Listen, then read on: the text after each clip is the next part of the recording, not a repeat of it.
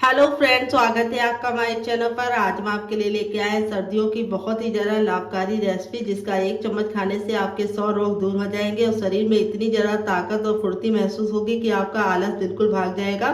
तो फ्रेंड्स, सर्दियाँ आते ही हमारे शरीर में जो रोग होते हैं वो बढ़ने लगते हैं। सर्दी, जुकाम, खांसी, गले में दर्द तो कॉमन ही होता है, लेकिन जिन लोगों को पुरानी हड्डियों का दर्द होता है वो तो बिल्कुल सर्दी में उभर आता है। तो आज हम आपके लिए बहुत ही ज़्यादा लाभकारी रेसिपी लेके आए हैं, जिसमें हम आपको बहुत ही मज़ेदार टिप एंड ट्रिक देंगे, जिससे ये रेसिपी पूरे 1 महीने तक आप स्टोर कर पाएंगे। कैसे बनाना है, कैसे इसको स्टोर करना है, सभी बताएंगे। तो वीडियो के साथ बने रहना और वीडियो को बहुत ही केयरफुली देखना और फैमिली एंड फ्रेंड के साथ शेयर करना। तो चलिए बनाना शुरू करते हैं। उससे पहले अगर आपने हमारे चैनल को सब्सक्राइब नहीं किया है तो हमारे चैनल को जरूर सब्सक्राइब कर लेना। साथ ही नोटिफिकेशन बेल को ऑन करना, ताकि जैसे वीडियो अपलोड करूँ आपको नोटिफिकेशन मिल पाए सबसे पहले और आप हमारी आसान रेसिपी का फायदा उठा पाए सबसे पहले। तो यहाँ पे देखिए मैंने क्या लिया है। यहाँ पे मैंने लिया है गोंद। गोंद हमारे मार्केट में कई प्रकार के मिलते हैं। कई जगह पे बबुल का मिलता है, कई जगह पे आम का मिलता है, कई जगह पे पीपल का भी मिलता है और यहाँ पे सहजन का भी मिलता है। तो आपको कौन सा गोंद लेना है ये बहुत ही इंपॉर्टेंट है। तो आपको लेना है बबुल वाला गोंद, जो आपको किसी भी किराने वाले की शॉप पे आसानी से मिल जाएगा या फिर पंसारी की दुकान से ले सकते हैं। ये इस तरीके से होते हैं, हल्के से लाल लाल और इस तरीके से ट्रांसपेरेंट होते हैं।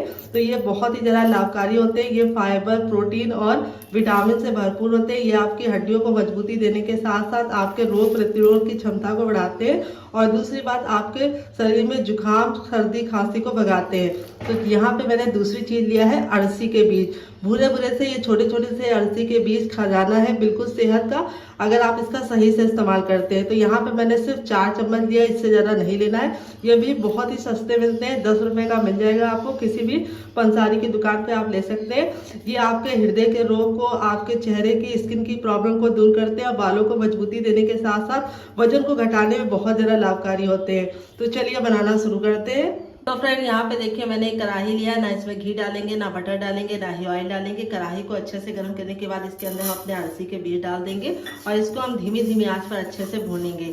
तो भूनने से जो इसका ऑयल होगा वो निकल जाएगा और टेस्ट अच्छा आने के साथ साथ ये रेसिपी पूरे 1 महीने तक खराब नहीं होगी। यहाँ पे ख्याल ये रखना है कि इसे बिल्कुल मीडियम फ्लेम पे भूनना है और कंटिन्यू चलाते हुए भूनना है। भूनते समय कहीं भी जाने की जरूरत नहीं है, नहीं तो ये बहुत ही जल्दी जल जाता है। तो मुश्किल से 1 से 2 मिनट का टाइम लगेगा इसे भूनने में। तो ये देखिए बिल्कुल अच्छे से भुन गए हैं, बहुत ही प्यारी सी खुशबू आने लगी है।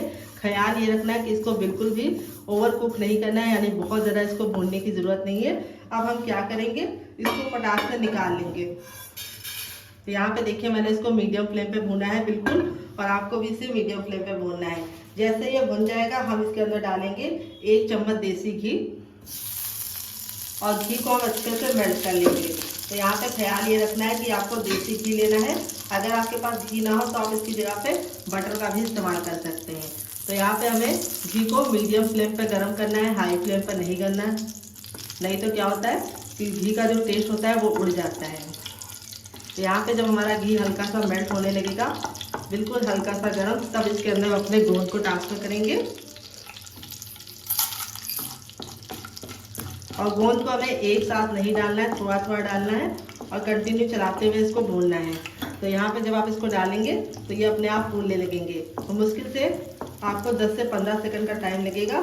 ये देखिए इस तरीके से ये फूलना शुरू हो जाएंगे और आप इसे अच्छे से नहीं भूनेंगे तो ये क्रिस्पी नहीं होंगे। तो ये देखिए मैंने कितना थोड़ा सा डाला था और कितना अच्छे से भुन गया है ये। तो यहाँ पे देखिए इस तरह से कंटिन्यू चलाते हुए हम इसको धीमी धीमी आंच पर अच्छे से भून लेंगे। ये देखिए इतना भुन गया है, अब इसको हम इसी में निकाल लेंगे।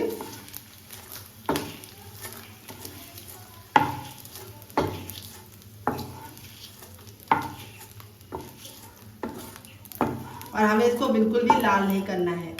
तो ये देखिए जब हमारा गोंद अच्छे से भुन जाता है तो हम इसको इस तरीके से तोड़ते हैं। तो ये देखिए बिल्कुल अच्छे से ये टूटता है। तो अभी ये गर्म है, जैसे जैसे ठंडा होता जाएगा हार्ड होता जाएगा। अब हम अपना बचा हुआ भी गोंद डाल देंगे। तो गोंद हमारा वेट ने मुश्किल से 40 ग्राम था, बस इससे ज़्यादा आपको नहीं लेना है। तो इसको भी हम अच्छे से भून लेंगे। तो यहाँ पे हमने बहुत ज़्यादा घी का इस्तेमाल नहीं किया है गोंद को भूनने में। अगर आप बहुत ज़्यादा घी डालेंगे तो फिर वो हेल्दी नहीं बनेगा।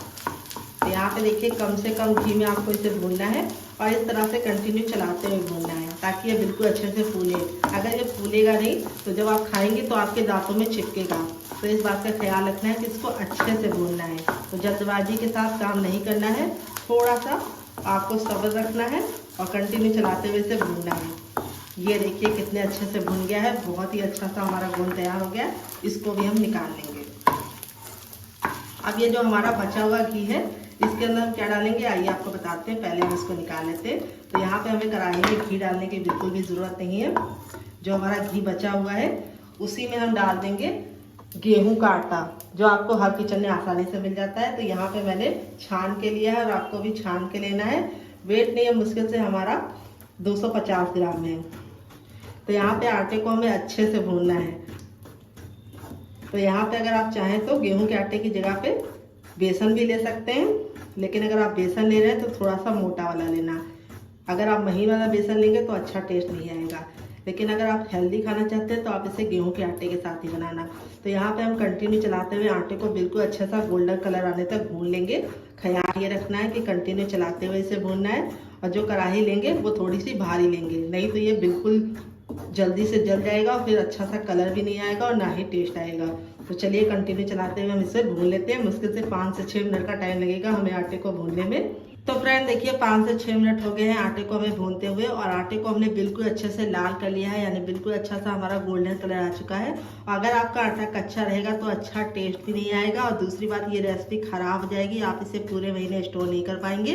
तो आटे को भूनने में आपको थोड़ी सी मेहनत करनी है, सिर्फ 5 मिनट की मेहनत है और पूरे महीने की फुर्सत हो जाएगी। तो ये देखिए आटा हमारा बिल्कुल अच्छे से गोल्डन ब्राउन हो गया है, बिल्कुल लाइट सा, बहुत ज़्यादा हमने इसको काला नहीं किया, लेकिन बिल्कुल अच्छे से मैंने इसको भून लिया है। तो अब हम क्या करेंगे, इसको निकाल लेंगे। तो गैस का फ्लेम मैं आपको दिखाती हूँ कितना ज़रा लो था, और लो फ्लेम पे ही आपको इसे भूनना है। अगर आपने इसे हाई फ्लेम पे भुना तो ये बहुत ही जल्दी कलर पकड़ लेगा और अंदर से कच्चा ही रह जाएगा आटा। इसीलिए आपको लो फ्लेम पे भूनना है और बिल्कुल भी जलाना नहीं है। तो चलिए अब कढ़ाई को साफ कर लेते हैं, फिर आगे काम करते हैं। यहाँ पे देखिए मैंने कढ़ाई को साफ कर लिया। अब इसमें हम 1 छोटा चम्मच घी डालेंगे और घी को अच्छे से गर्म कर लेंगे, लेकिन ओवर गर्म नहीं करेंगे। जैसे ही हमारा घी गर्म हो जाएगा हम इसमें डालेंगे मखाना। तो यहाँ पे देखिए मैंने 1 कटोरी लिया है, आप कप से भी ले सकते हैं। तो मखाने में पाया जाता है कैल्शियम, मैग्नीशियम, प्रोटीन, आयरन और फाइबर, जो आपके वेट लॉस में बहुत ज़्यादा मदद करते हैं और आपकी हड्डियों को मजबूती देने के साथ साथ आपके लिए दांत के लिए बहुत ज़्यादा लाभकारी होते हैं। तो यहाँ पे इसको हमें बहुत ज़्यादा नहीं भूनना है, बस इसको हमें 10 से 15 सेकंड धीमी आंच पर अच्छे से भूनना है और यहाँ पे कंटिन्यू चलाते हुए इसे भूनना है। तो यहाँ पे कम घी का इस्तेमाल करना है, ज़्यादा घी का इस्तेमाल नहीं करना है। तो ये मखाना बहुत ही ज़्यादा सस्ता भी मिल जाता है, तो आप मखाने का इस्तेमाल इस रेसिपी में ज़रूर करना। तो यहाँ पे देखिए मखाने को मैंने अच्छे से भून लिया है, बहुत ज़्यादा काला नहीं किया है, लेकिन क्रिस्पी हो चुके हैं। अब इसको हम फटाक से निकाल लेंगे। तो फ्रेंड्स चलिए निकाल लेते हैं।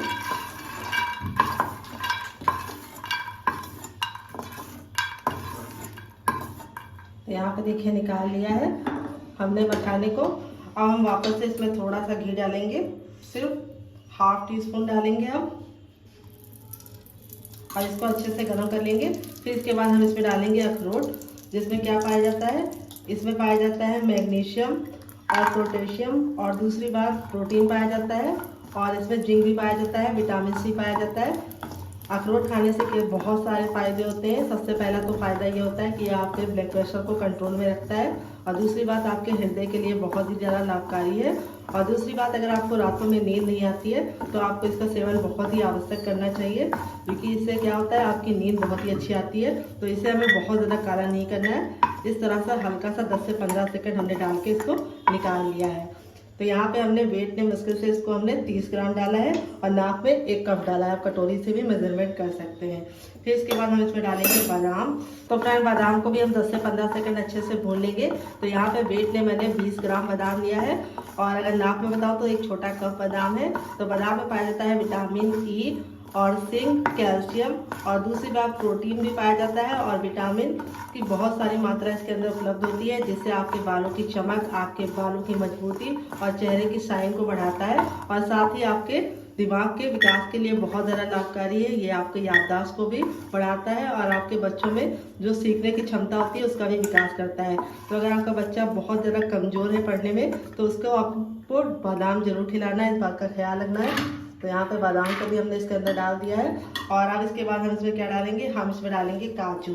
तो काजू में प्रोटीन और आयरन भरपूर मात्रा में पाया जाता है, और इसमें पोटेशियम भी पाया जाता है जो आपके शरीर के विकास के लिए बहुत ज़्यादा लाभकारी है। और काजू आपको बहुत ही ज़्यादा फायदा देने के साथ साथ आपके चेहरे की चमक को भी बढ़ाता है। तो यहाँ पे मैंने 4 छोटा चम्मच काजू डाला है, ज़्यादा काजू नहीं डाला है। और काजू का बहुत ज़्यादा इस्तेमाल नहीं करना है, अगर आप ज़्यादा इस्तेमाल करेंगे तो ये फ़ायदे की जगह पे नुकसान भी देता है। तो यहाँ पे देखिए जितना मैंने लिया उतना ही आपको लेना है।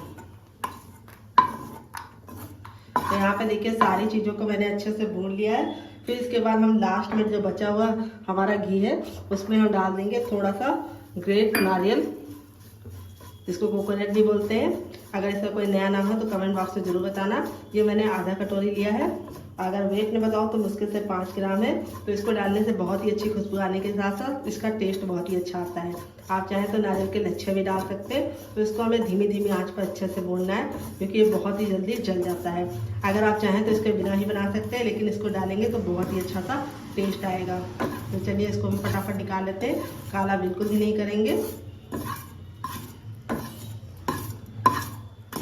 तो चलिए इसको साफ कर लेते हैं। देखिए मैंने साफ कर लिया। इसमें हम एक छोटी कटोरी पानी डालेंगे, ज़्यादा पानी नहीं डालना है। और पानी को हम बिल्कुल अच्छे से बॉईल कर लेंगे। तो यहाँ पे ख्याल ये रखना है कि इसके अंदर में कुछ भी नहीं डालना है, पहले हमें पानी को अच्छे से बॉईल कर लेना है। तो यहाँ पे हम शुगर का इस्तेमाल नहीं करेंगे, यानी हम चीनी नहीं डालेंगे। चीनी की जगह पे क्या डालेंगे आइए आपको बताते हैं, जिससे मिठाई बहुत ही अच्छा होगा और ये बहुत ज़्यादा लाभकारी भी होगा। तो सबसे पहले हमें पानी को अच्छे से बिल्कुल खौलता हुआ उबालना है।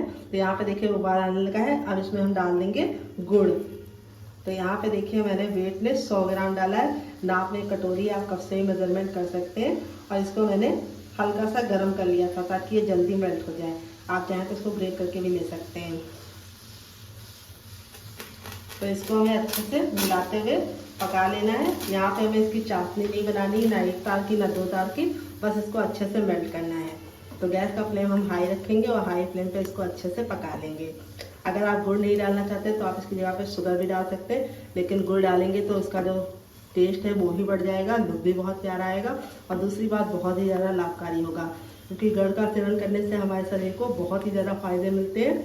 और दूसरी बात इसकी जो तासीर होती है वो गर्म होती है। अगर आप शुगर डालेंगे तो आपकी सारी मेहनत बेकार हो जाएगी क्योंकि जो शुगर होता है, चीनी होती है, वो ठंडी होती है, तो उसका सेवन हमें नहीं करना चाहिए और वो हेल्थ के लिए हेल्दी भी नहीं होती है। तो यहाँ पे हम इसको कंटिन्यू चलाते हुए 10 से 15 सेकंड अच्छे से पहले कुक कर लेंगे हाई फ्लेम पर। फिर इसको हम मीडियम फ्लेम पर जितना हमने पानी डाला है उतना ख़त्म होने तक पकाएंगे।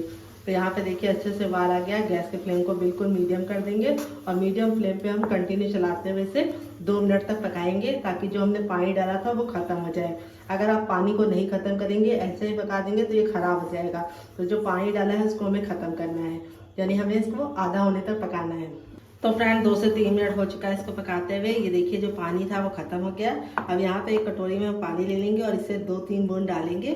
और जब डालेंगे तो देखेंगे नीचे बैठ रहा है कि नहीं बैठ रहा है। अगर ये बैठ रहा है तो ये देखिए समझ जाइए बिल्कुल सही हो गया है, लेकिन जमना नहीं चाहिए। अगर ये जम जाएगा तो अच्छा टेस्ट नहीं आएगा। देखिए इस तरीके से डालें और नीचे बैठ जाए, बस इतना आपको ख्याल रखना है। ये बिल्कुल पानी में मिलना नहीं चाहिए, नीचे बैठना चाहिए। तो ये हो गया है रेडी। इससे ज़्यादा हम इसको नहीं पकाएंगे। अब दूसरा तरीका बताते हैं चेक करने का। अपने फिंगर को हल्का सा टच करना, बिल्कुल हल्का सा, नहीं तो जल जाएंगे क्योंकि गुड़ बहुत गर्म होता है। और इस तरीके से दोनों उंगलियों के बीच में रख के हल्का सा प्रेस कीजिए। अगर आपको चिपचिपाहट महसूस हो रही है तो समझ जाइए परफेक्ट है। देखिए चिपचिपा हो गया है, चिपक रहा है, परफेक्ट है। अब गैस के फ्लेम को बंद कर देंगे और इसको हम ठंडा होने के लिए छोड़ देंगे क्योंकि गर्म नहीं इस्तेमाल करना है, नहीं तो आपका हाथ जल जाएगा। तो चलिए इसको हल्का सा ठंडा कर लेते हैं, तब तक दूसरा काम करते हैं, इसे साइड में रख देते हैं। फ्रेंड देखिए दोनों चीज़ें हमारी बिल्कुल अच्छे से ठंडी हो गई हैं और इस तरीके से देखिए हम जब तोड़ रहे हैं तो बिल्कुल अच्छे से टूट रहा है। ये देखिए इस तरीके से बिल्कुल अच्छे तरीके से प्रेस करने पे टूटना चाहिए। तो अगर आपका गोंद बिल्कुल अच्छे से होगा तभी ये बिल्कुल अच्छे तरीके से टूटेगा। ये देखिए कितना ज़्यादा क्रिस्पी है। ये देखिए बिल्कुल इस तरीके से हाथ से जब आप तोड़े तो ये बिल्कुल इस तरीके से मेल्ट होना चाहिए। इसमें बिल्कुल भी दाना नहीं नजर आना चाहिए, इस तरीके से होना चाहिए। अगर आपने कम भुना होगा तो ये बिल्कुल भी बारीक नहीं होगा। अब यहाँ पे हम अरसी के बीज और इसको दोनों को डालेंगे मिक्सी के छोटे वाले जार में, जो सबसे छोटा वाला होता है। तो फ्रेंड देखिए ट्रांसफर कर दिया। अब इसको हम बिल्कुल अच्छे से पाउडर बना लेंगे। तो चलिए पाउडर बना के लेके आते हैं, फिर आपको दिखाते हैं। तो फ्रेंड देखिए इस तरीके से मैंने पीस लिया है। पीसने में कोई भी दिक्कत नहीं होती, इस तरीके से बिल्कुल अच्छे से पीस गया है। ये देखिए। और अब इसको एक बड़े साइज के बर्तन में ट्रांसफर कर लेंगे।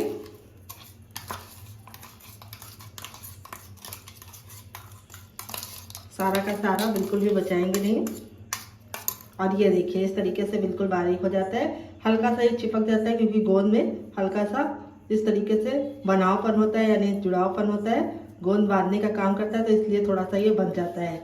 और अब इसके बाद हमारे ये जो ड्राई फ्रूट थे देखिए बिल्कुल अच्छे से ठंडे हो गए। तो यहाँ पे हम पूरे तो एक साथ नहीं डालेंगे क्योंकि हमारा मिक्सी का जार छोटा वाला है और आपको भी छोटे वाले में पीसना है क्योंकि इसमें बिल्कुल आसानी से पिस जाता है, बड़े वाले में पिसता नहीं है। अब इसको कवर कर लेंगे और इसको भी हम हल्का सा दरदरा पीसेंगे। इसको हमने फाइन पीसा था लेकिन इसको हम हल्का सा दरदरा रखेंगे। 1 से 2 बार मिक्सी को चलाकर रोक देंगे। तो चलिए इसको पीस के लेके आते हैं, फिर आपको दिखाते हैं। तो फ्रेंड देखिए इसको पीस लिया है और इस तरीके से देखिए हल्का सा इसको दरदरा रखा है। इसको आप दरदरा रखेंगे तो बहुत ही अच्छा लुक भी आएगा और टेस्ट भी आएगा। अब इसको भी हम इसके अंदर ही ट्रांसफर कर लेंगे।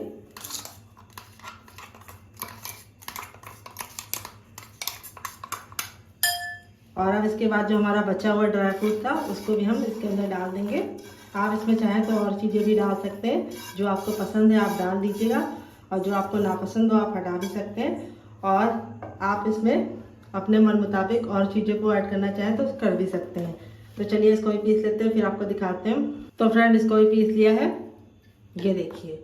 अब इसको भी हम इसी के अंदर ट्रांसफ़र कर लेंगे सारा का सारा।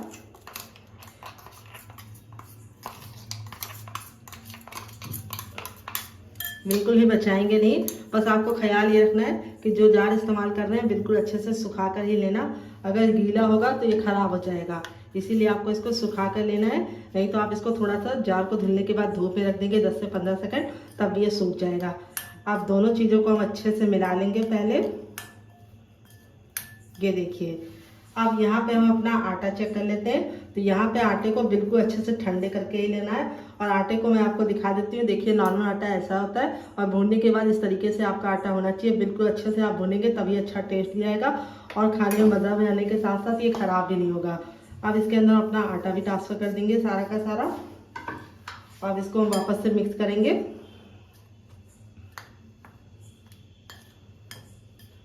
तो आप चाहें तो थोड़ा सा बड़ा बर्तन भी ले सकते हैं और इस तरीके से आप थोड़ा सा गोल लेंगे तो ये कम गिरेगा।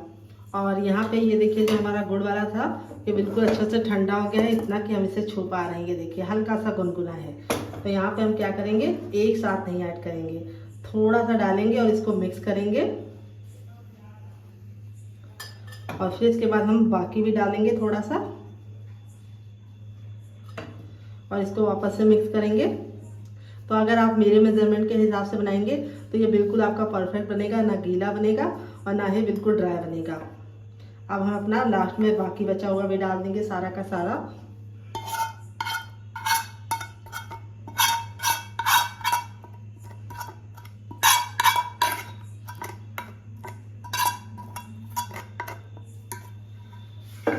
और अब इसको मिक्स करेंगे। तो आपको एक साथ नहीं ऐड करना है, थोड़ा थोड़ा डाल के ऐड करना है, नहीं तो इसमें गुठलियाँ पड़ जाएंगी। तो अब हमारा ये हल्का सा गुनगुना है तो अब हम हाथ से मिक्स करेंगे। चम्मच को हम साइड में रख देंगे और यहाँ पे हम हाथों से इसको बिल्कुल अच्छे से मिला लेंगे। तो हाथों से क्या होगा कि ये बिल्कुल परफेक्ट तरीके से मिल जाएगा। तो अभी आपको लग रहा होगा कि ये हल्का सा कम ड्राई है, लेकिन जैसे जैसे ये गुड़ ठंडा होता जाएगा ये अपने आप थोड़ा सा और टाइट हो जाएगा। इसीलिए आपको इसको बहुत ज़्यादा टाइट शुरुआत में नहीं रखना है। ये देखिए बिल्कुल अच्छे से मिला लिया है, कितना बढ़िया तरीके से मिल गया है। आप अपने हाथों को वॉश करने के बाद इसको हम शेप देंगे। तो आप चाहें तो इसको ऐसे ही 1 चम्मच खा सकते हैं दूध के साथ। तो फ्रेंड देखिए हाथों को अच्छे से वॉश करने के बाद बिल्कुल अच्छे से ड्राई कर लिया है, यानी पोंछ लिया है, सूखा हाथ लेना है। अब यहाँ पे अपने हाथों पे थोड़ा सा घी अप्लाई कर देंगे और यहाँ पे आपको एक बराबर बनाने हैं। तो आप इस तरीके से इस तरह से कोई भी बर्तन ले लीजिए, कड़छी ले लीजिए छोटी सी और उसके अंदर इसको डालिए इस तरीके से। तो आप इस तरीके से इसको बना पाएंगे बिल्कुल परफेक्ट साइज का। तो यहाँ पे अगर आप इसको ऐसे ही खाना चाहते हैं तो आपको 1 चम्मच दूध के साथ खाना है। अगर आपका बच्चा बहुत ज़्यादा छोटा है तो आप इसको आधा चम्मच देना। और जिन लोगों को हड्डियों की बहुत ज़्यादा प्रॉब्लम है वो इस तरीके से इसको लड्डू बना के स्टोर कर सकते हैं और उनको 1 लड्डू दिन भर में खाना है, एक टाइम खाना है, चाहे आप रात में खाइए या फिर मॉर्निंग में खाइए, दिन में खाने से बचिए। तो यहाँ पे आप इसको दूध के साथ लेंगे तो आपको काफ़ी ज़्यादा फायदा मिलेगा। और ये देखिए कितना बढ़िया तरीके से बन गया है। ये देखिए इस तरीके से डाल के हल्का सा प्रेस कर लेना है और इस तरह से एकदम बिल्कुल परफेक्ट बनेगा और बिल्कुल हल्के हल्के हाथों से इसको बांधना है। तो चलिए फटाफट बांध लेते हैं। आप इसे कैसे खाएंगे कमेंट बॉक्स में जरूर बताना। आप इस तरीके से इसको डिब्बे में भर के रख सकते हैं और चम्मच से एंजॉय कर सकते हैं, या फिर इस तरीके से लड्डू बना के स्टोर कर सकते हैं, या फिर बर्फी बना के भी स्टोर कर सकते हैं। कोई भी शेप दीजिए, लेकिन टेस्ट सबका सेम होगा और बहुत ही ज़्यादा लाभकारी है। ये आपके शरीर को मजबूती देने के साथ साथ आपके बालों के लिए, आपकी आंखों की रोशनी के लिए बहुत ज़्यादा लाभकारी है। और इसको खाने से आपके शरीर में जो रोग प्रतिरोध क्षमता होती है उसका विकास हो जाता है। जब आपके शरीर में रोग से लड़ने की क्षमता एक्टिव रहेगी तो आपको जुकाम, बुखार, खांसी जैसी छोटी मोटी बीमारियां जल्दी से नहीं पकड़ेंगी और आपका बच्चा भी हेल्दी रहेगा। ये देखिए, तो चलिए फटाफट बना लेते हैं, फिर आपसे मिलते हैं। तो फ्रेंड बनकर रेडी हो चुके हैं हमारे लड्डू। देख लीजिए इसका फाइनल जब कितना जरा खूबसूरत लग रहा है। तो चलिए मैं आपको तोड़ के दिखाती हूँ कि ये लड्डू बिल्कुल भी हार्ड नहीं बनते, बिल्कुल सॉफ्ट बनते हैं और मुंह में मेल्ट होने वाले बनते हैं। और देखिए कितना बढ़िया इसका रिजल्ट आया है और बिल्कुल परफेक्ट बनते हैं। अगर आपने मेरे मेजरमेंट और मेरी टिप को फॉलो किया तो आपका भी टेक्सचर ऐसे ही आएगा, बिल्कुल माउथ मेल्टिंग बने हैं। तो फ्रेंड अगर आप चाहें तो इस तरीके से आप इसे ऐसे भी स्टोर कर सकते हैं, चम्मच के साथ एंजॉय कर सकते हैं। अगर आपका बच्चा 5 साल से छोटा है तो आपको ऐसे आधा चम्मच खिलाना है, उससे बड़ा है तो आप इसको भर के चम्मच खिला सकते हैं। अगर आप बड़े हैं तो आपको एक लड्डू खाना है। अगर आपके बदन में बहुत ज़्यादा दर्द रहता है, हड्डियों में दर्द रहता है और दूसरी बात आपको कमजोरी महसूस होती है तो आप एक लड्डू को दूध के साथ खा सकते हैं या फिर पानी के साथ भी खा सकते हैं। तो फ्रेंड ये लड्डू बहुत ही ज़्यादा ताकतवर होने के साथ साथ आप इसे पूरे महीने स्टोर कर सकते हैं। तो फ्रेंड रेसिपी में आपको कुछ भी अच्छा लगे तो प्लीज़ वीडियो को लाइक कर देना, शेयर कर देना। तो फ्रेंड अगर आप चाहें तो इसको ड्राई फ्रूट को हल्का कट करके भी डाल सकते हैं, लेकिन कट करके डालेंगे तो क्या होगा कि ये बुजुर्ग इसे नहीं खा पाएंगे जिनके दांत नहीं है। इस तरीके से बनाएंगे तो बच्चे और बुजुर्ग दोनों खा पाएंगे। तो फ्रेंड अगर आप ऐसे बनाते हैं तो आपको उसको चबाने में थोड़ी सी मेहनत भी लगती है और टाइम भी वेस्ट होता है, लेकिन ये वाले लड्डू इतने ज़्यादा सॉफ्ट होते हैं कि आपने इसको मुंह में डाला और तुरंत मेल्ट हो गया। तो चलिए मुझसे तो वेट नहीं हो रहा है, मैं जा रही हूँ लड्डू को एंजॉय करने और फैमिली वालों को देने। आप भी बनाइए और इस सर्दियों में इसका लुत्फ उठाइए। और रेसिपी में कुछ भी अच्छा लगे तो प्लीज़ लाइक जरूर कर देना। अगर आपने हमारे चैनल को अभी तक सब्सक्राइब नहीं किया है तो अपने चैनल को जरूर सब्सक्राइब कीजिए, जिसमें बहुत ही आसान रेसिपी आती है। Love you all, bye, take care.